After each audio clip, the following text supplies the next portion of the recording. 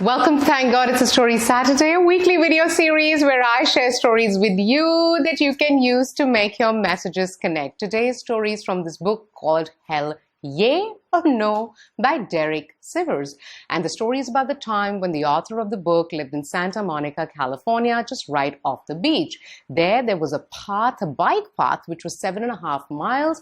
And if you went round trip, then it was 15 miles. And during the weekdays, this path was almost always empty. So it was a perfect opportunity for a rider like Derek Sivers to go and do his usual go, go, go as hard as you can, push, push, push, red-faced kind of a bike ride. So he said he used that opportunity and started to ride a few times a week. And every time he would finish his bike ride, he would look at the watch and it'll be 43 minutes. Okay, on some windy days, maybe a minute or so more, but mostly 43 minutes. Then as time went by, he started to mentally associate exhaustion with that bike ride. So his enthusiasm levels to want to go on this bike ride started to drop, obviously. So he decided one day that he's going to go and ride just for joy and dial back the effort. Okay, maybe not dial right back, but maybe 50% and really see what happens, what his experience looks like in that sort of a case. So he went on this ride. He really started to enjoy it. He noticed 2 dolphins, a pelican flew by him. And when he looked up, there was something in his mouth he felt. And he says, I can still remember the taste of undigested shellfish. And he laughed at the novelty of the experience.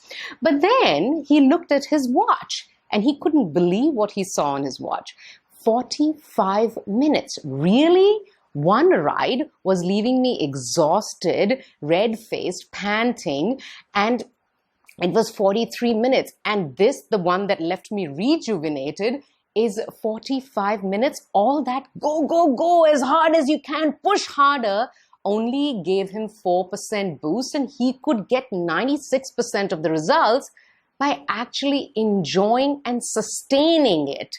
So that experience became an important experience for him for the rest of his life. He started to really, in his projects and the work he did, question himself, does he really need to go, go, go? Or he can achieve the same results by actually relaxing a little bit. Over time, he says he made a very clear recognition, all that go, go, go, go, push as hard as you can, was also not effort. It was just unnecessary stress and anxiety that accompanied the effort that he was making. So what's the point of this story and why am I telling you this story? Okay, unlike every other week, this week we have an industry expert, Mani McDowell, who is the Senior Director Global Wellbeing for Micron, who will give her take on the story and also give us some advice on what we can do to not be like go, go, go and not achieve really great results. Let's listen to what Mani has to say. I love that story because I can actually personally relate to it. I am a cyclist myself, and I know the exact feeling of having a perfect route, going as hard as you can, and it all plays out in your mind.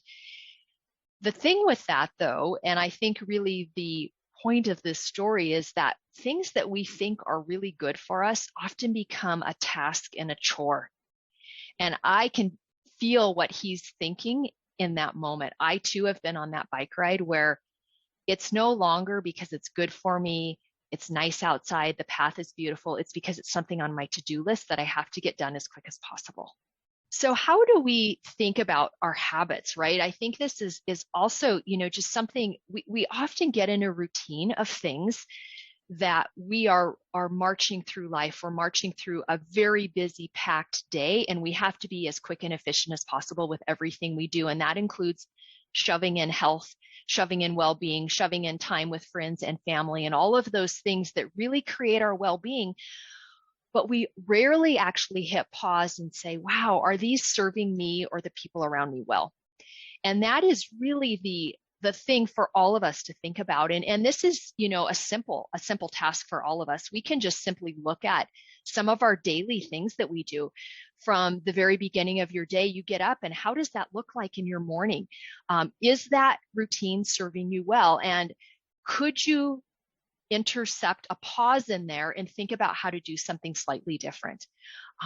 that's the important thing, to take a look around you. What is your environment doing to help you with that? Are there people you could pull into that experience? Could you take that bike ride and go the opposite direction? Could you slow your pace down? Could you walk that route? Could you invite a friend to join you? You're really achieving the same thing, but you're just slightly shifting your perspective. And I think we think that change is really hard, but it's not hard at all. It's just really that small moment. How do I do a tiny tweak of a habit that I'm doing that may refreshen it before I actually get to a point where I don't do it at all? And so I think that's really kind of the simple message of the story that he shared. Thank you for that, Mani. So everybody, give a pause. Actually think what this go, go, go mentality is not even effort. It is just unnecessary stress and anxiety that is causing you to feel exhausted. Stay storied. I'll see you here next Saturday with another story.